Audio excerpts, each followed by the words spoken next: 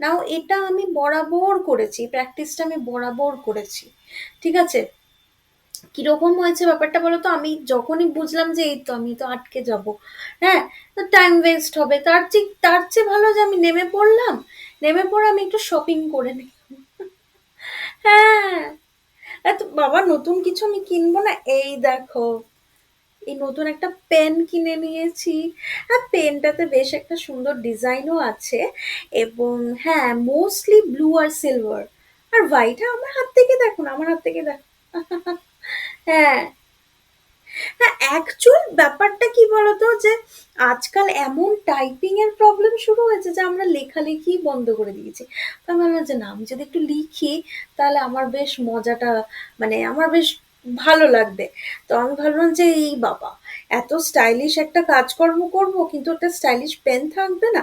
তো আমি একটা পেন কিনে নিলাম, ভালো দেখে একটা পেন কিনে নিলাম, নিয়ে এই দেখো এই পেনটা দিয়ে আমি এখন ইউজ করছি। এই যে এটা এরকম টুইস্ট করলে এরকম ভাবে এটা ওপেন হয়ে যায় পেনটা, আর এরকম ভাবে আবার ঘুরিয়ে দিলে এটা বন্ধ হয়ে যায়। হ্যাঁ, হ্যাঁ, হ্যাঁ, কি ভালো না? হ্যাঁ, ওরা ডিসকাউন্ট দিচ্ছিল অ্যাজ অলওয়েজ, কিন্তু আমি ডিসকাউন্ট নেইনি। আরে ঠিক আছে না, ওরা কোথাও একটা বাসে করে, ট্রামে করে, অটোতে করে, ট্রেনে করে, প্লেনে করে, রিক্সায় করে, সাইকেলে করে গিয়ে পেনটা এনেছে, আমি কেন না ছেড়ে দিলাম, ঠিক আছে কোনো ব্যাপার না। হ্যাঁ, এই দেখ,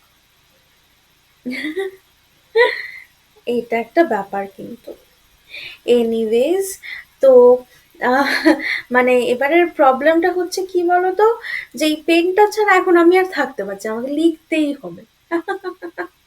হ্যাঁ, এখন তো এ বাবা, এবার থেকে আমি আর কম্পিউটার টাইপ অফিসে আমি যে খাতায় লিখবো, পেপার নেবো আর লিখবো।